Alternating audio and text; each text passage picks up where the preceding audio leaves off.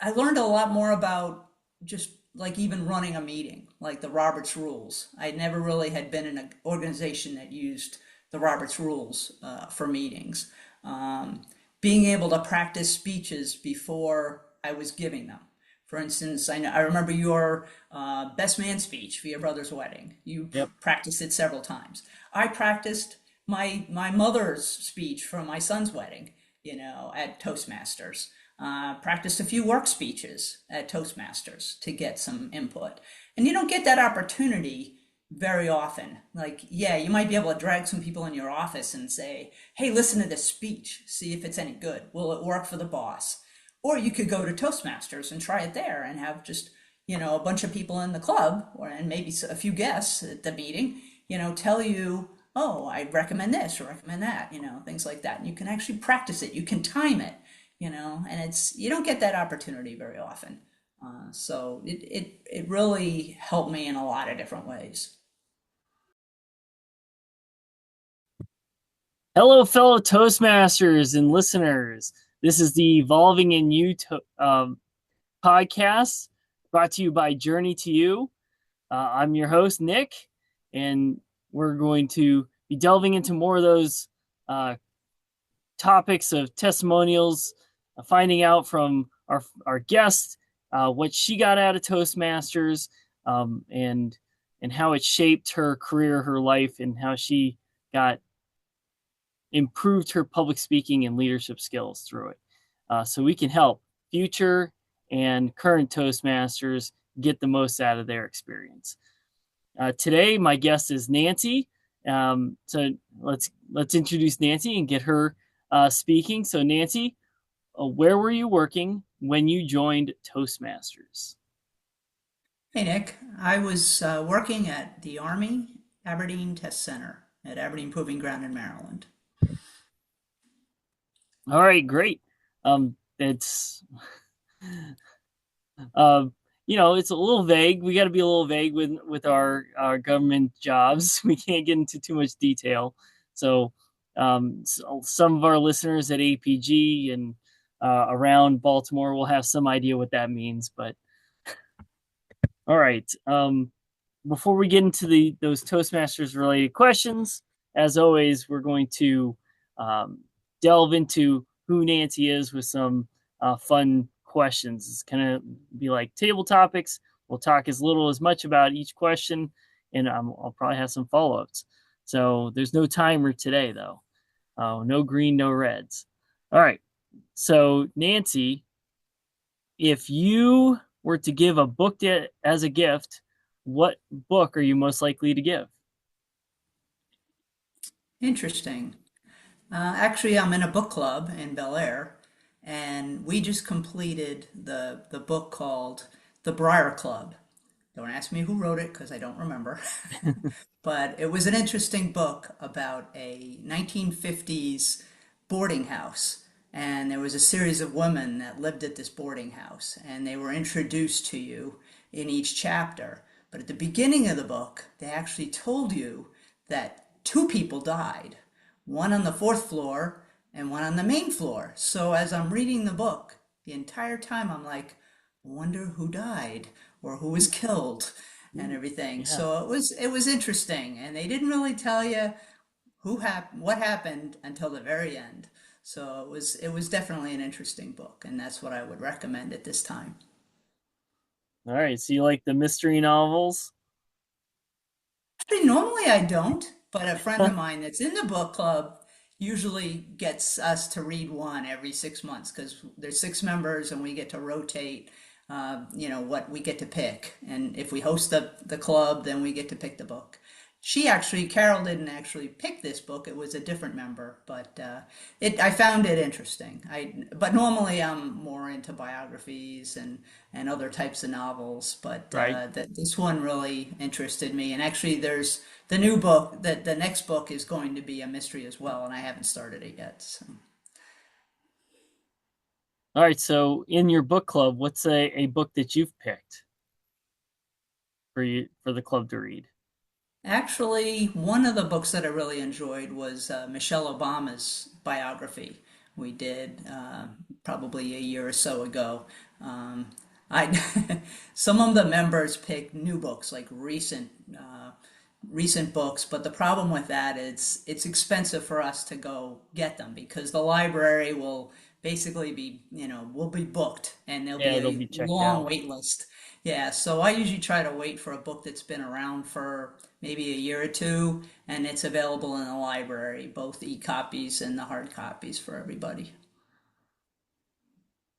Yeah, I definitely like that. We use Hoopla a lot for audiobooks around this house. Hmm, So, and that's the public library's audiobook channel, and so it's all free, and exactly. they plow through the books. Yep. All right, let's get another question. What is the nicest thing that anyone's ever done for you? The nicest thing. Well, I had several hundred nice people that helped me build the Rockfield Creative Playground in Bel Air in 1996. Um, I proposed a volunteer built playground in Bel Air in probably 1993, 94, and in 96, in June 5th through 9th, specifically, 1 week's time, hundreds of people came out and volunteered their time, whether it be one shift of 4 hours, or 2 or 3 shifts of 4 hours, and some people spent the entire week with us, 12 hours a day. And we were able to build a half-acre fabulous playground. So I think that was the nicest thing anybody could do for me because they supported my project that I had been working on for nearly 3 years at that point. And that was a fantastic week. And I have several friends that I met just through that project, based, either committee members or people who actually volunteered on that site, that week that I met, and we've become long-term friends, since 96. So it's been an awesome ride. Awesome. Yeah, I have to agree that anytime somebody can volunteer their time, that's a wonderful gift that they can give to you, because time is one of our most precious resources. It's limited for each of us, and we don't know when it's going to run Exactly. out. So Yep. that's amazing that so many people came together for that project. Um, nice story. All right, so we're going to probably touch on the same subject here. What is the proudest moment of your life? The playground was definitely one, but I guess a couple of the proudest moments were the births of my children and most recently grandchildren. My grandson Noah is 3 years old, and my son and his wife had twins last January, and uh, and that was pretty proud moments and stuff. It's Very very nice. cool to see your kids having kids of their own and becoming just fantastic parents, and just teaching them, all the good and bad and the ugly, and fortunately everybody's coming to visit me in a couple of weeks, so I'm really looking forward to that. Yep, fill up the house. Yep. Very cool. Yeah, my parents love having all the family back. They settled down in Central Virginia area, and got a lake house, so everybody can come visit. They got a nice big house there, plenty of room. Um, they certainly attract us with the lake Yeah. house. Yeah, that's great. Uh, all right, all right. You've written your autobiography. What do you title it? Hmm. My life.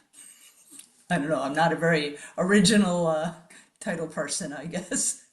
I guess Well, I'd we have can to start figure with out. what's going to be in it. What message are you going to put out there to the world? What do you want to share?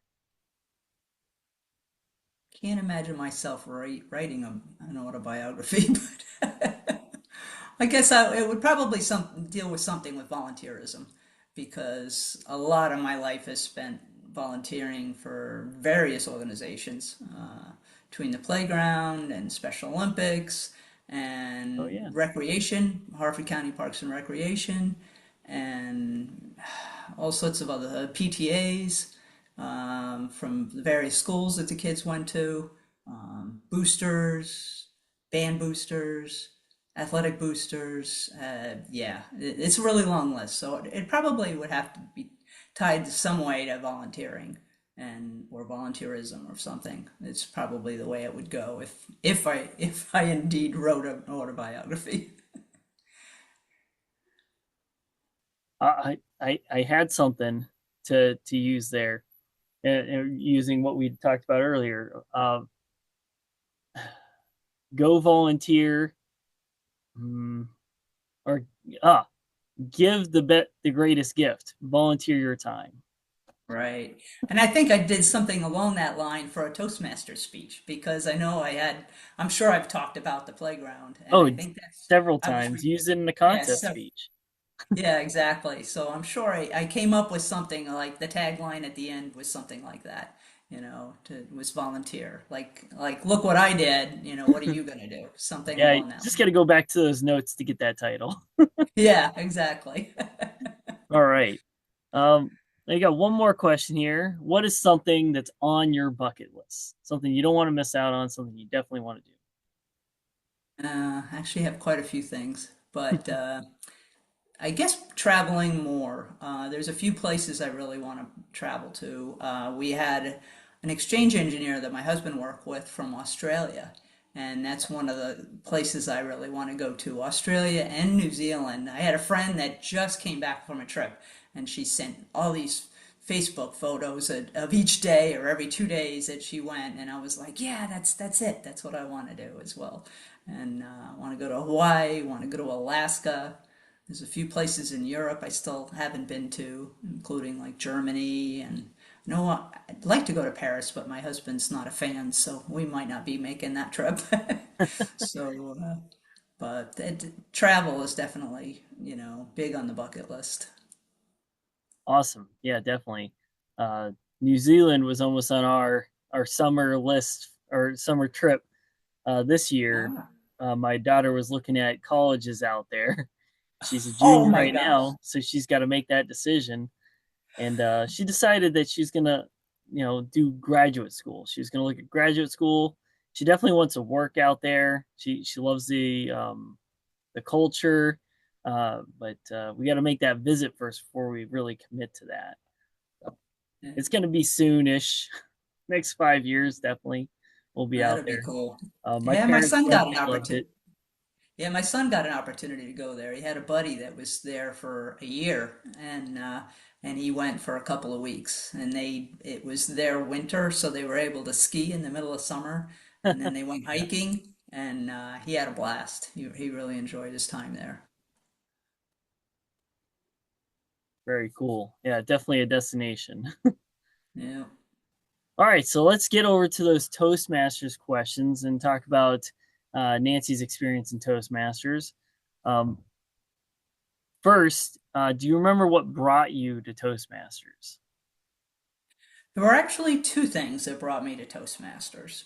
When I was a young engineer at Aberdeen Test Center, which was probably named Material Test Directorate or Combat Systems Test Activity, the way government organizations change their names every once in a while, Yep. but we had a technical director. His name was Jim Fazek, and he was just a superb public speaker. He really was. And I was just super impressed one day. And after the meeting, I went up to him and I said, Jim, were you just born with a silver tongue?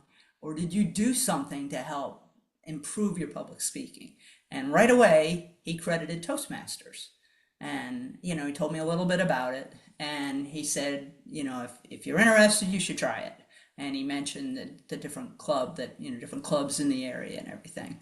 And at the time, I was young, had a young family, I was very busy, and I didn't take the opportunity. But years later, I was teaching a course at work. It was a 2-week course.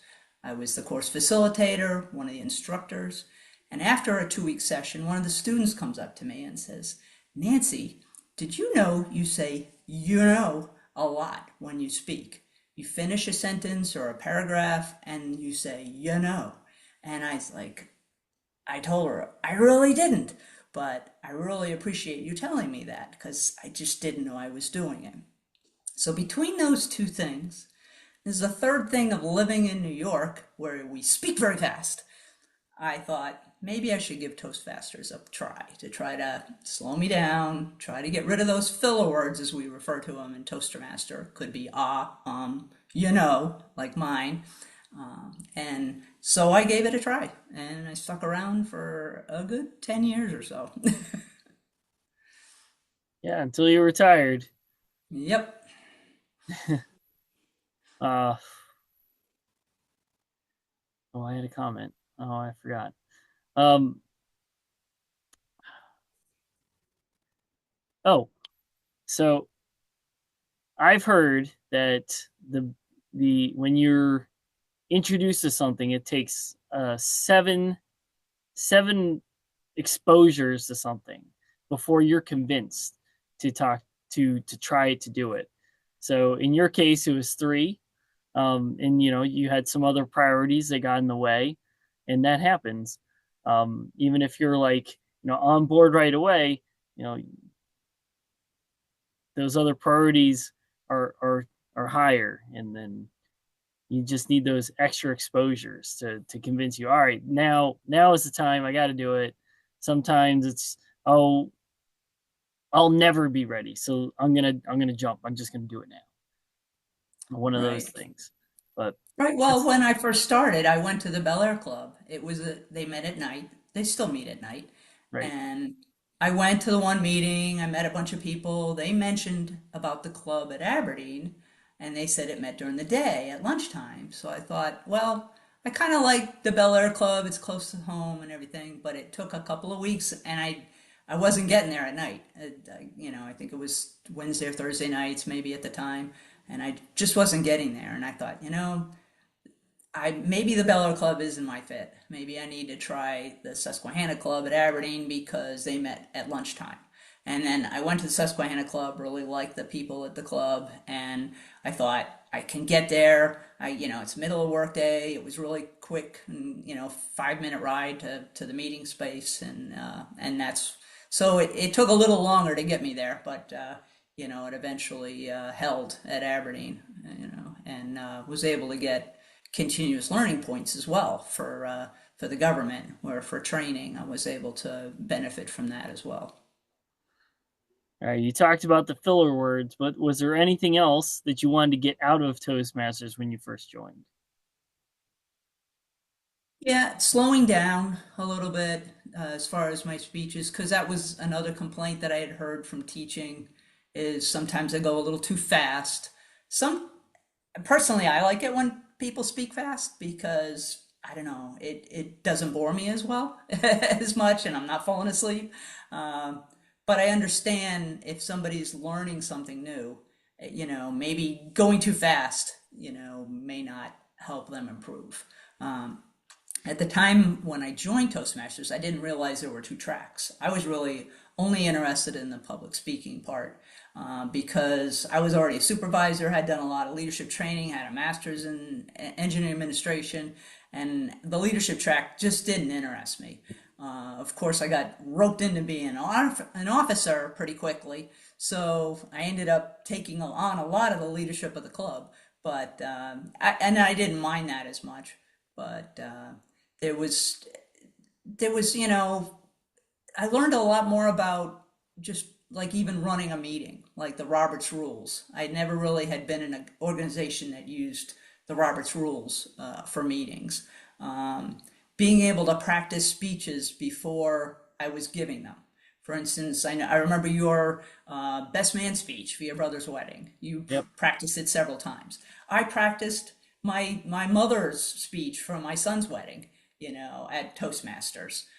Practiced a few work speeches at Toastmasters to get some input.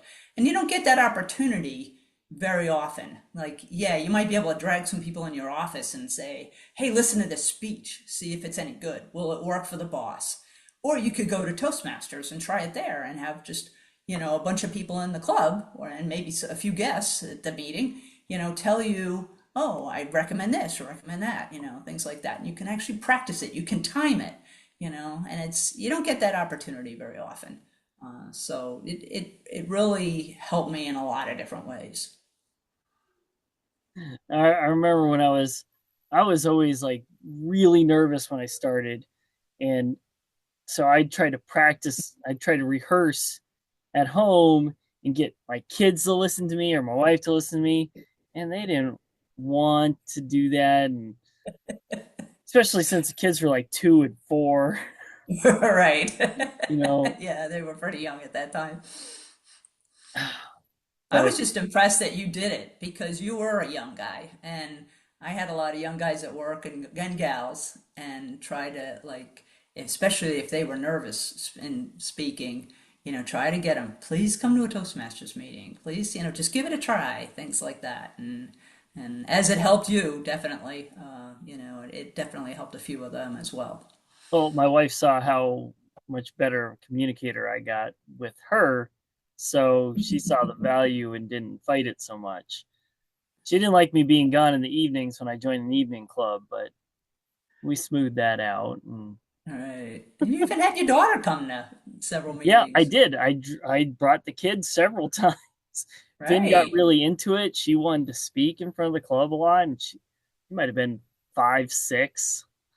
You I know, think I think that's awesome. I think schools are doing a much better job in getting the kids to do public speaking than they ever did when I was a student. I didn't get opportunities to do it till maybe college. I don't remember doing it in high school at all, or very little anyways. yeah. Uh, I remember having some presentations that we do, but it was like once a quarter at most. And now they're doing those presentations like probably once a month or closer, Mm. closer together, and with less of those tests. You're learning the material, then you're applying it in some project, um, and then presenting in front of the class. And a lot of them are group projects. So, you take your part, somebody takes the lead and directs, and it gives them leadership opportunities too. It's really great. That's Uh, great. Toastmasters has a youth program that we can also run for those students. I did a couple of them at the library down here in Perryville, and it's got 2 to 4 kids, not a lot, but those that came were interested. They learned a lot. I got the parents to come, and some of them participate, so that's also a Mm, great thing. I'm always trying to get in with the teacher and say, "Hey, is this something that you want to, try for your class?" mm. All right.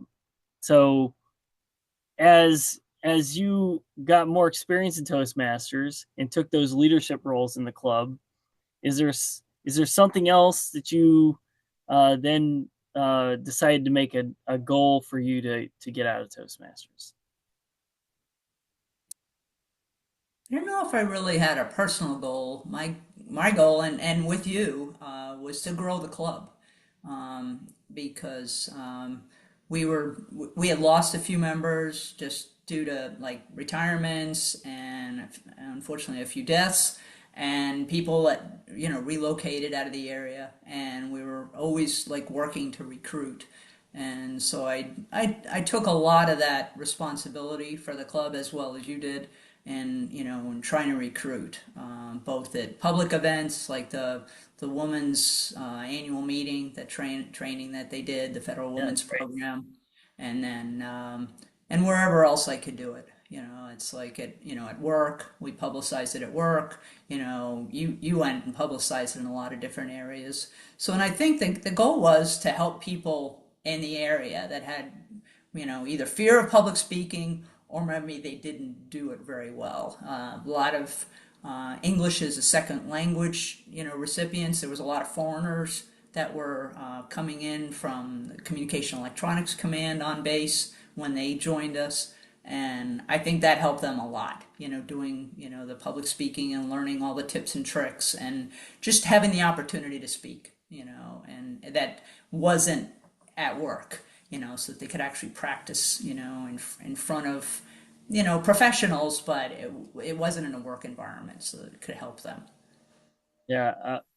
Earlier in my podcast, I talked to Chi Chin. She was one of our later members that came in English is her second language, and it helped her get her speeches organized. She was doing these technical presentations at work, and she needed that extra help organizing her grammar and organizing those presentations so that they had the right kind of flow to tell the story and make that impact that she needed.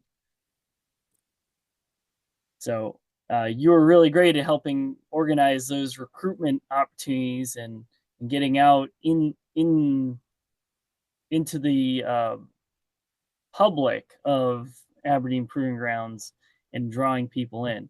The women's Federal Women's Program. federal women's program. They would run in March. They'd run a conference. They'd have all these presentations, and I know a bunch of the times you did a presentation talking about Toastmasters and public speaking. I think one time you had like a book that you gave away. Yep. Yeah, we had it as a raffle. If they came to our booth, they could sign a slip, and then we would give it as a raffle item. Right. Yeah, and then during the lunch period, there were booths set up for all the different vendors that were there, and some were just hawking stuff, and we were hawking Toastmasters, sitting behind the booth Exactly. saying, "All right, here's a packet about public speaking leadership. Here's how you can get better at it." We had signups, and that worked out really well. We brought in a lot of people, and not just women, because there are some guys that came to those. Oh yeah. Um, Yeah, it was very effective. Yeah, one thing about recruiting is you can't just expect people to show up. You can't just put up flyers. You have to go out and talk to them. Right. And as people that are inexperienced with public speaking or trying to gain that skill, it's hard to put yourself out there. So, but when Right. you do, it works. Yeah, exactly. All right, so let's get into the lessons that you learned at Toastmasters and how do you apply them today. So, tell us one or two lessons that you really pulled out of Toastmasters and you applied them either in your career or life. Well, trying to get rid of the filler words was definitely a plus, I think. I don't know how well I'm doing here today, but hopefully you haven't heard too many, Off the cuff is harder. So, but trying to slow down a little bit. And then the other thing was the impromptu speaking, the table topics.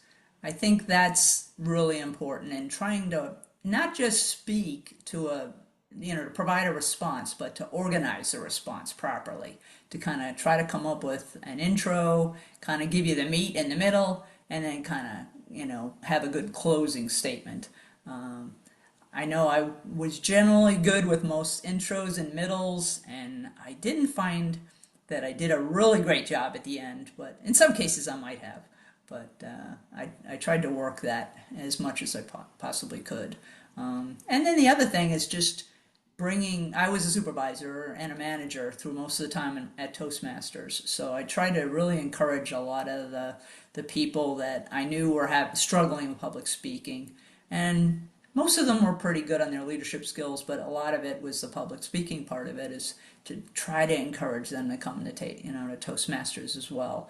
Maybe not our meeting, but maybe another meeting, or if they live down in Columbia, Maryland, go to a meeting there or something like that, so that the boss wasn't at their meeting Right. if they were comfortable with me being at the meeting. But there's a lot of other clubs in the area, to try to improve their public speaking skills, and it's just gonna help them, and grow their careers. With the organizing of those impromptu speeches, what I find is the secret is having things that you already know well to talk about that you can relate to any topic. So one of the things that is my go-to is talking about my goals either for this year or last year, something I improved about myself, a way that I challenge myself to pursue a goal, and then I can always relate that to whatever topic it is pretty easily. So it Mhm. gives me kind of a canned introduction, and then I improvise a little bit to fit that topic, and then I have a canned conclusion to walk away with and give them that takeaway. And sometimes I improvise those last lines, and they don't hit as well, but sometimes I also get a laugh out of it. So because you're improvising a joke or something. Yep. But Yeah. canned responses are the way to go. And, Well, definitely, and you can tell, like at the contests, that you and I, frequented often, um, that like some people were really good, at doing that. They definitely had something, that would work for pretty much anything, and I never even thought to do that, like actually prepare a response in advance, and then others would kind of struggle with it, but. I don't know. I guess I always thought it was supposed to be impromptu, we weren't supposed to have anything prepared. So it's being prepared to be unprepared. yeah, I That's the suppose way so. somebody said it to me once, and I thought it was really good. But and it's not just having that canned response. It's more about talking about things that you know well, Right. and something that you've prepared before you know really well. Uh, True. yeah, and when somebody comes to you and asks you a question at work, you don't respond. You don't talk about things that you don't know, you, because that's gonna be a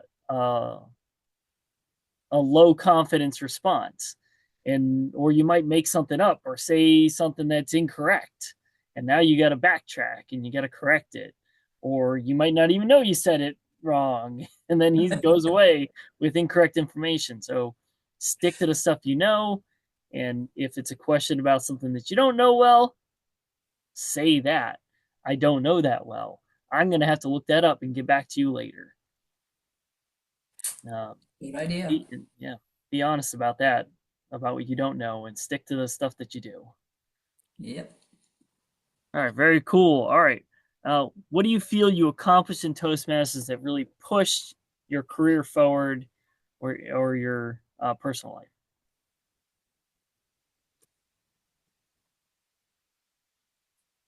I would say just kind of like organization of like a prepared speech, as far as like having that good intro, kind of like an attention grabber. There was a lot of different things that people would try with, as far as starting a speech, and then making sure you had all this, 3 to 4 points of supporting information, and then just a really nice conclusion.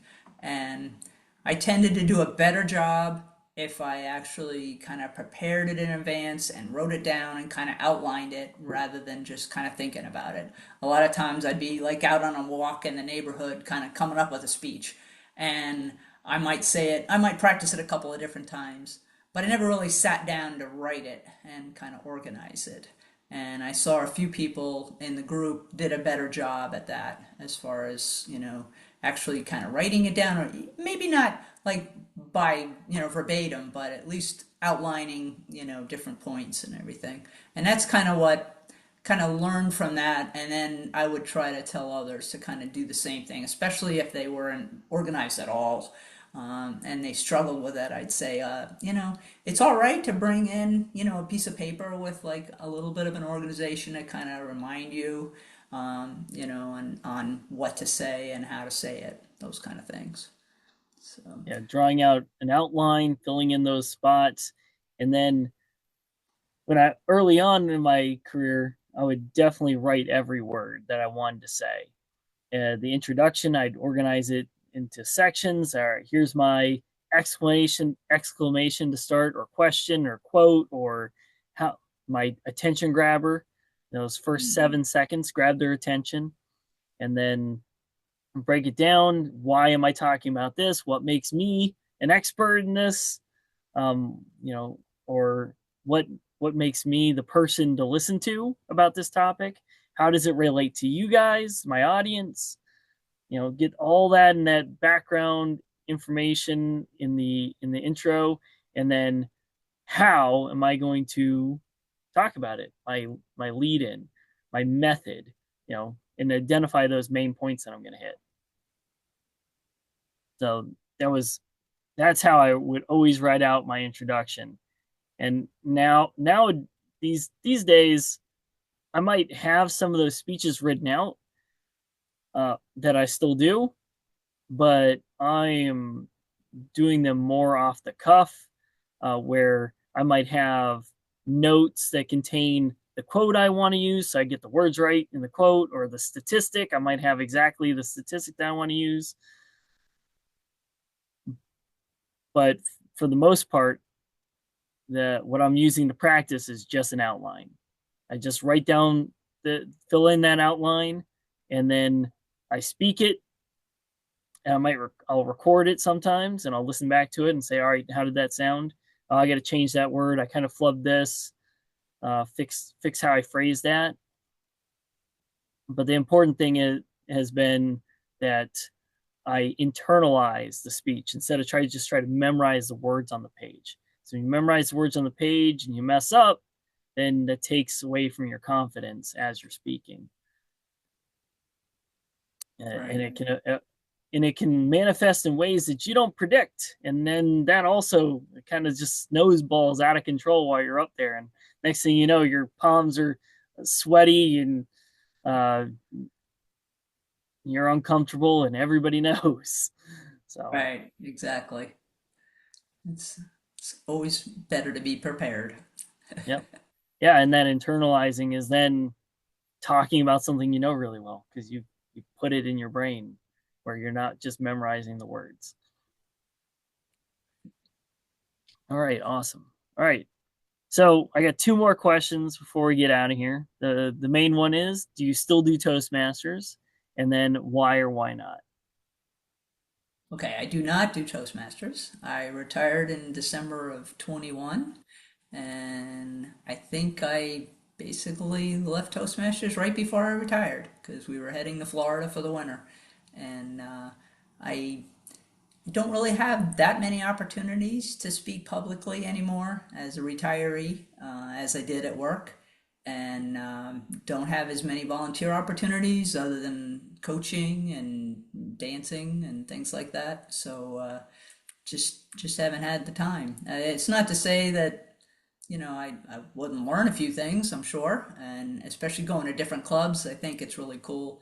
I did that a few times when I was a member. If I was like on travel for work or something like that, you can usually ask to be a guest at a meeting, and I did that a few times. Probably not as often as I probably could have, but I did, and I could do that here. I'm sure here in Florida. I spend the winters in Florida, and but I just haven't had an opportunity. I've got other things going on, and I was in Toastmasters for a good probably 9 or 10 years. So I thought it was time to move on, do other things.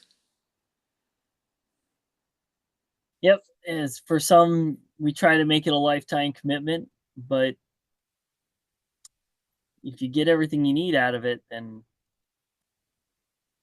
there's no shame or anything in stepping aside and pursuing other priorities. I keep doing it because I want to keep helping other people. It's something that I've just kind of made a goal of myself. I love it. I love helping other people. I love encouraging. It's one of the things that drives my energy is feeding off the energy of other people, feeding off the inspiration of other people. And when I inspire somebody to do something, it's just like exponentially, gets me excited about stuff. So um, it's something I'm going to keep on doing, and just so I can keep on encouraging and helping others. All Uh, right. Well, you started a lot younger than I was, so I'm glad to see that yeah, you're more still more doing that. career left, that's for Right. sure. Um, Exactly. so my contractor company just started another a club, so I'm mentoring that club uh, Ah, and helping get it started, and that's been a lot of fun. It's a virtual club because we're kind of all over the place. I'm the only person that's in the club that's at Aberdeen. So I'm like, all right, well, now I get another mission. I got to recruit club people in my company at Aberdeen. And there's I know probably around 100 people that are in the club. Right. Sorry, it's gonna you know Well, good twist luck some with that. arms, but it's been fun, getting these people together and encouraging everybody to do their icebreaker because they're all reluctant; they don't want to do it. Um, Right. and then getting the officers organized and talking to them. All right, here's your role. Here's what you got to do. And they go to the training. They come back. Oh, I got all these ideas, and it's really great to see that energy come back. That's So good. It's it's very fun. good.